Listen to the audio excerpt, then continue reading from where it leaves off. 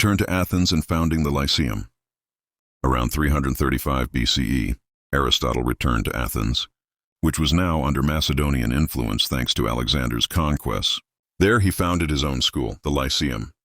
Unlike Plato's academy, Aristotle's Lyceum focused on observation, classification, and logical study.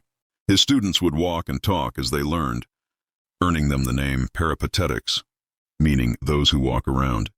At the Lyceum, Aristotle spent the next 12 years teaching, researching, and writing hundreds of works on logic, how to think clearly; ethics, how to live a good life; politics, how society should be governed; biology and zoology, study of life and animals; metaphysics, study of reality; poetics, study of art and drama; rhetoric, art of persuasion.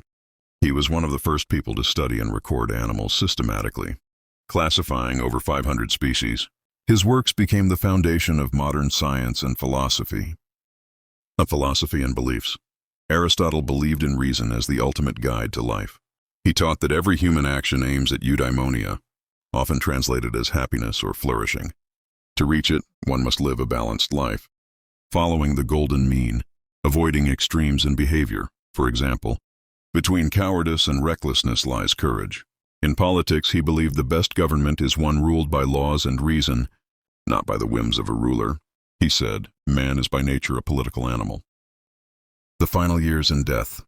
When Alexander the Great died suddenly in 323 BCE, anti-Macedonian feelings grew strong in Athens. Because Aristotle had ties to Macedonia, he was accused of impiety, disrespecting the gods, the same charge that led to Socrates' execution a century earlier. But Aristotle, remembering Socrates' fate, refused to die the same way. He reportedly said, "I will not allow Athens to sin twice against philosophy." He fled to his mother's estate in Chalcis, on the island of Euboea. There, in 322 BCE, at the age of 62, he died of natural causes, possibly from a stomach illness. A legacy. Aristotle's writings influenced nearly every field of knowledge. For over 2,000 years, his ideas shaped science, logic, ethics, politics, education, literature, medicine. His student Alexander the Great spread Greek culture across the world, while Aristotle's ideas became the intellectual foundation of Western civilization. Even today, many modern scientific and philosophical principles trace their roots back to him. Aristotle was born in 384 BCE in the small Greek town of Stagira, in northern Greece, Macedonia. His father, Nicomachus, was a physician who served as the personal doctor to King Amyntas III, the grandfather of Alexander the Great. This royal connection would later shape Aristotle's destiny. From a young age, he was surrounded by science and medicine, watching his father study anatomy and natural life. This early exposure to biology and observation deeply influenced his curiosity about nature. Sadly, both of Aristotle's parents died when he was still a child. He was then taken in by Proxenus of Atarneus, who became his guardian. Despite this tragedy, Aristotle's mind grew sharp and inquisitive. Education in Athens. At the age of 17, Aristotle left Stagira and traveled to Athens, the center of learning in the ancient world, to study at Plato's academy, the most famous school of philosophy at the time. Plato himself was already a legendary philosopher and a student of Socrates. Aristotle spent about 20 years at the academy. He quickly stood out as one of its brightest students. However, while he deeply admired Plato, he didn't always agree with him.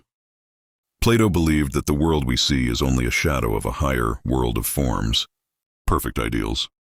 Aristotle, however, believed that truth exists in the real world, in things we can observe, study, and analyze. This difference in thought marked the beginning of a major shift in philosophy, from pure idealism to scientific reasoning. On leaving the academy. When Plato died in 347 BCE, Aristotle expected to take over as head of the academy. But the position went to someone else, Speusippus, Plato's nephew. Disappointed, Aristotle left Athens. He then traveled to Asia Minor, modern-day Turkey, and stayed in the city of Assos, where he became friends with Hermias, a local ruler and fellow philosopher. There, Aristotle married Pythias, Hermias' niece or adopted daughter. They had a daughter, also named Pythias. Sadly, his wife died young, and later he lived with another woman named Herpyllis. who gave birth to his son Nicomachus after Aristotle's father. Tutor to Alexander the Great. In 343 BCE, King Philip II of Macedon, father of Alexander the Great, invited Aristotle to tutor his 13-year-old son Alexander. Aristotle accepted and returned to Macedonia. He taught Alexander for several years, shaping his mind with lessons on philosophy, science, politics, and ethics. Under Aristotle's guidance, Alexander developed a love of Greek culture and learning, something he would later spread throughout his vast empire.